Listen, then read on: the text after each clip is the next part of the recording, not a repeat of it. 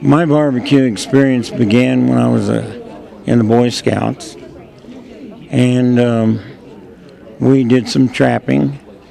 Of course, we didn't cook the skunk, but we did cook the muskrat. We did cook the quail that we shot and the dove. And I started out cooking with pear wood over an open fire. Oh, who am I? I'm John Willingham, Memphis, Tennessee. And May 19th, I was 80 years old.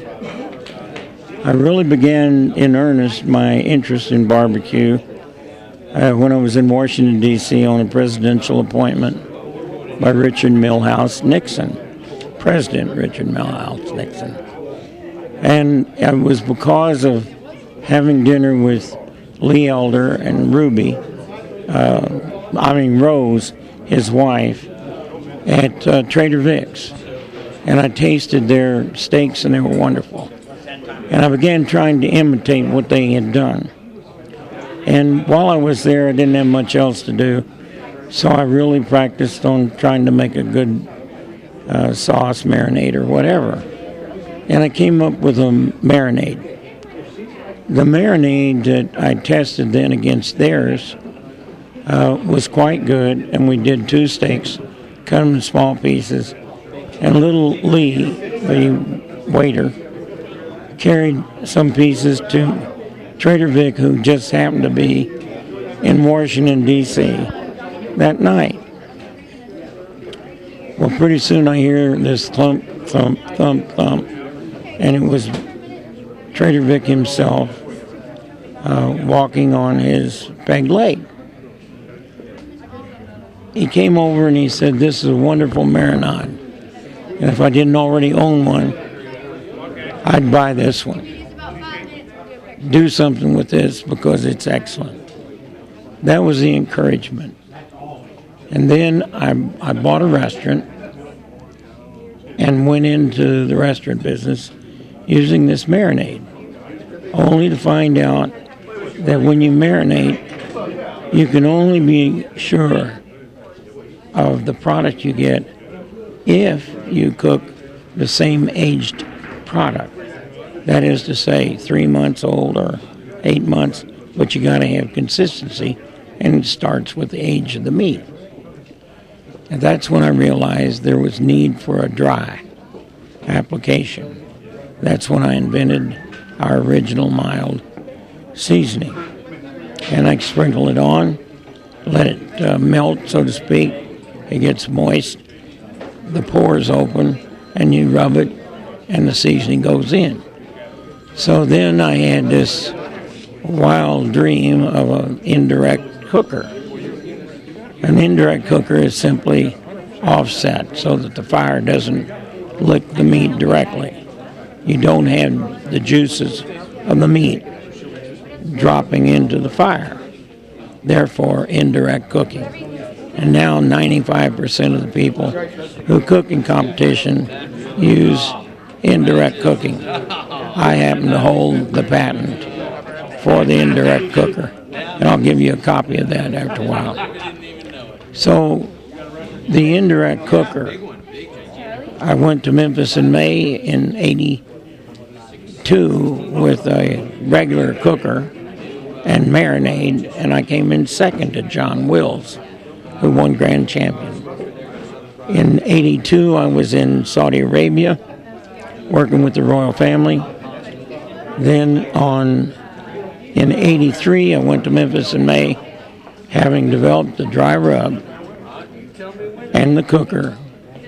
And together, the 3 of us, the cooker, the dry rub, and me, we won Memphis in May, first place ribs and Grand Champion.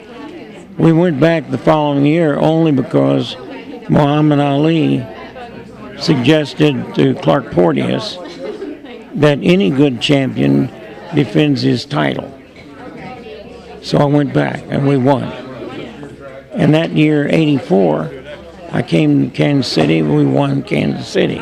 We won Richmond, Virginia, Cleveland, Ohio, and Cleveland, Ohio twice, Richmond, Virginia, and South Fork Branch. We won everything twice.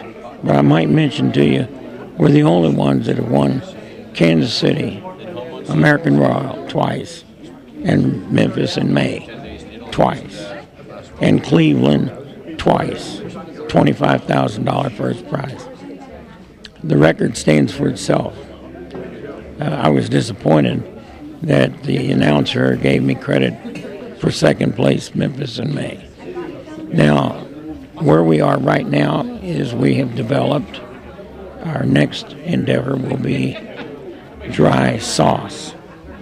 It'll be packaged dry, and all you have to do is add H2O, water, and stir it up real good. And you've got all of our sauces that we've had in the past, but you'll have it in dry form. And not only can you use it in dry form as a rub, you can add water to it and have it as a sauce. That will be on the market by the first of the year. One of the problems is we don't know what to name it. So Memphis in May and Kansas City are the biggest ones.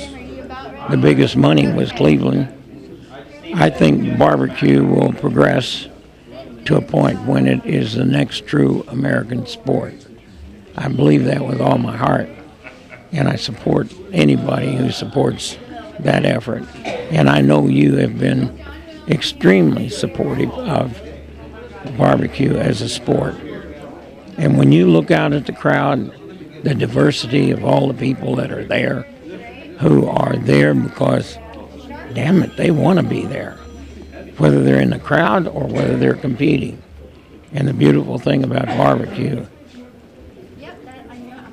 beautiful thing to me about barbecue is that when there is a barbecue contest, everybody is like, that's my brother. And if you want to borrow anything from me or any other cooker, you'll get it. All you got to do is ask. Barbecue is the next true American sport. It's the centerpiece of basically any social event in the South, and it's soon becoming that way in the United States throughout and to the world. And God bless you for doing what you do, because it makes it pretty good for those of us who can't do what you do.